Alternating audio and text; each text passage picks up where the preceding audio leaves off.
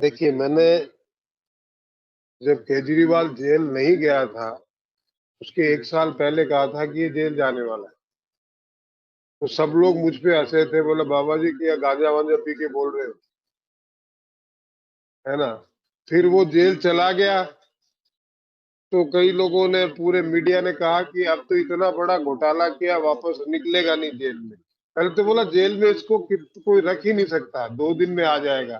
फिर बोले अब ये निकलेगा ही नहीं। मैंने कहा सितंबर में बेल मिल जाएगी। उससे पहले पटक के मर जाए बेल नहीं मिलेगी। सितंबर में बेल मिल गई। फिर मैंने उसी वीडियो में कहा था कि ये लोग मांगते रहेंगे, ये रिजाइन नहीं करेगा, जेल से सरकार चलाएगा, लेकिन जब बेल मिलेगी उसके बाद आके रिजाइन करेगा। अभी रिजाइन भी कर रहा है। और मैंने उसी वीडियो में कहा था कि कोई ना कोई लेडी जो है उसको बनाएगा, या तो अपनी वाइफ को बनाएगा या आतिशी मैरलोना को बनाएगा। तो आज वही कंडीशन है, देख लीजिएगा आप। और मैंने ये भी कहा था कि ये फिर जेल में जाएगा, केजरीवाल फिर जेल में जाएगा, और वो भी एंटी नेशनल एक्टिविटीज के केस में जाएगा। तो वो भी देख लीजिएगा। मुस्तकबिल ये है कि आम आदमी पार्टी तो फिर भी सरवाइव करेगी, लेकिन केजरीवाल अभी सरवाइव नहीं करने वाला है, क्योंकि बहुत ही झूठा आदमी है, हर बार झूठ बोलता है। हर बार कोई भी बात उसने सच बोली नहीं है। मुफ्त की रेवड़ियां बांट दी है, जिससे कि लोग जो निचले तबके के हैं वो उसको वोट देते हैं। उनको मतलब नहीं है देश से, दुनिया से। उनको फ्री में मिल रहा है ना, फ्री में बिजली, फ्री में पानी मिल रही है, तो वो इसको वोट देते हैं। और उन्हीं के वोटों पे जीतता है। अभी आया है, हजार हजार रुपए औरतों के लिए फ्री और कर देगा कि हम आपको महीने के 1000 रुपए देते रहेंगे। वो सिर्फ वोट लेने के लिए, काम कुछ नहीं किया इसने। तो दिल्ली का जो एलिट तबका है वो तो इसको लाइक करता नहीं है, लेकिन वो जो झुग्गी झोपड़ी वाले हैं उनको तो अच्छा है ना, 1000 रुपया मिल रहा है, फ्री की बिजली, फ्री का पानी, केजरीवाल जिंदाबाद। अरे यार, ये लेफ्टिस्ट लोग हैं। ये साले महाचोर हैं। ये जो लेफ्ट वाले हैं ना, अभी ये क्या क्या बोल रहे हैं जाके वहां पे अमेरिका में, कि यूक्रेन को लॉन्ग रेंज की मिसाइल दे दो। आप इसका मतलब समझते हैं लॉन्ग रेंज की मिसाइल देने का?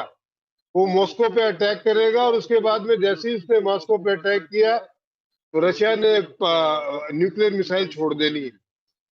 तो ये इतने कुत्ते लोग हैं, पूरी दुनिया को खत्म करना चाहते हैं। अब भाई आपके दरवाजे के पास में अमेरिका आके खड़ा हो जाए, आपको पसंद आएगा क्या? जो आपका सबसे बड़ा दुश्मन है वो आपके दरवाजे पे आके खड़ा हो जाए, आपको पसंद आएगा? उसने यूक्रेन से यही तो कहा था कि भाई तुम कभी हमारा ही हिस्सा थे, मेरे भाई हो, तुम ये मत करो कि तुम नाटो में शामिल मत आओ। आप नाटो में शामिल होगे तो अमेरिका मेरे बॉर्डर पे आ जाएगा, तो मेरे लिए बड़ा वो मुश्किल हो जाएगा। इस बात पे तो जंग हुई है। अच्छा, उसने यूक्रेन को लड़वा दिया, और हम तुम्हारे साथ हैं, ओ तुम नेताजी आगे बढ़ो, हम तुम्हारे साथ हैं। इसकी बैंड की आंख, उसको कूट कूट के उसका यूक्रेन का पूरा हाल कर दिया, पूरा उसको नेस्तनाबूद कर दिया। ये आए कोई सामने? कौन सा नाटो आया, कौन सा हो रहा है? लोग मरे उसके, जंग उसकी जमीन पे हुई, सारा खंडर बन गया पूरा यूक्रेन। अमेरिका का एक भी सैनिक आया है या नाटो का एक? इन्होंने अपने हथियार बेच दिए, उसको गिरवी रख लिया। अमेरिका किसी का सगा निकलने टन वाला। को जितना ये भड़काएंगे उतना खतरनाक होगा वो। और मैं आपको बता देता हूँ, बहुत जल्दी रशिया पोलैंड पे अटैक करने वाला है। ये चंद्र ग्रहण और सूर्य ग्रहण यही तो दिखा रहे हैं।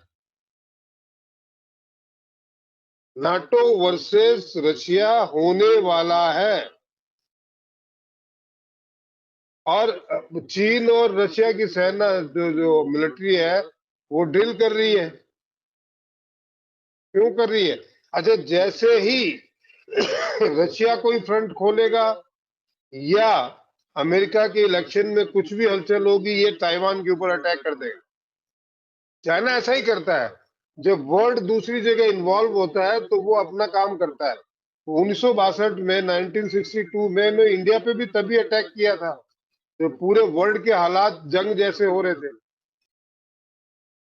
तो पूरी दुनिया का ध्यान कहीं और था। अमेरिका वियतनाम में लगा हुआ था,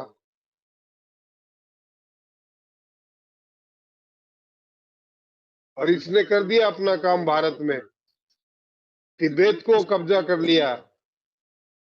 देखिए अगले साल मार्च अप्रैल के बाद में कंडीशंस और बिगड़ेंगी, specially Middle East, West, Bangladesh, Afghanistan. Afghanistan में आज सिचुएशन ऐसी नहीं है, लेकिन इससे आगे बिगड़ गई तो क्या होगा? अभी तो भुखमरी के कगार पे ही है, आगे और क्या बिगड़ेगी भाई? इससे ज्यादा बिगड़ी तो और क्या बचा फिर? आज थोड़े बहुत जो मिडिल क्लास के नौजवान है वो रोटी खा पा रहे हैं। डी डॉलराइजेशन 27-28 तक हो जाएगा, खत्म तो नहीं होगा, लेकिन जो डॉलर की आज जो दादागिरी है वो खत्म हो जाएगी। कोई बड़ी बात नहीं है कि चाइना, रशिया, भारत और ब्राजील मिलके कोई नई करेंसी ले आए, क्योंकि ये खाली यूरोपियन कंट्रीज की वजह से डॉलर की दादागिरी चल रही है। नहीं तो ये सैंक्शन लगा देता है अमेरिका, आप समझ रहे हो? अब ये यूरोपियन कंट्री के अंदर तो सत्यानाश होने ही वाला है 2028-29 तक, तो इसके बाद में ट्रेड कौन करेगा? वो ट्रेड तो मेनली एशिया में ही होगा, वो अपनी करेंसी से करेंगे, इनकी करेंसी से क्यों करेंगे? और ऑलरेडी जो दुनिया की 36 से 37 कंट्री है वो रुपए को एक्सेप्ट कर रही है, ऑलरेडी एक्सेप्ट कर रही है, ऑलरेडी ट्रेड चल रहा है। होगी जो ब्रिक्स की होगी, ब्रिक्स अपनी करेंसी लेके आएगा जो एक्सेप्टेबल होगी पूरे साउथ एशिया में, एशिया में। नहीं, क्योंकि जो पावर सेंटर है वो वेस्ट से ईस्ट की तरफ शिफ्ट हो रहा है अगले 8 सालों में। आज सबसे पावरफुल वेस्ट है, इकोनॉमिकली, आप चाहे साइंटिफिकली कह लीजिए, चाहे डिफेंस वाइज कह लीजिए, वेस्ट बड़ा पावरफुल है। अब वो जो पावर सेंटर है वो शिफ्ट होके इसकी तरफ आएगा अगले 8 साल में, तो जो आज हम हैं वो कल वेस्ट होगा, और जो आज वेस्ट है वो कल हम होंगे। लोग ही यहाँ, मतलब लोग भी यही होंगे, यूरोप में तो आदमी ढूंढे ना मिलेंगे। हाँ, तो त्याचों से तो बहुत कुछ स्टडी किया जा सकता है, और सारी चीजें बतानी मुनासिब नहीं है। जायचों से तो दूसरे ग्रहों की भी स्टडी की जा सकती है, तो वो, लेकिन वो सारी चीजें न तो कोई समझेगा न बतानी मुनासिब।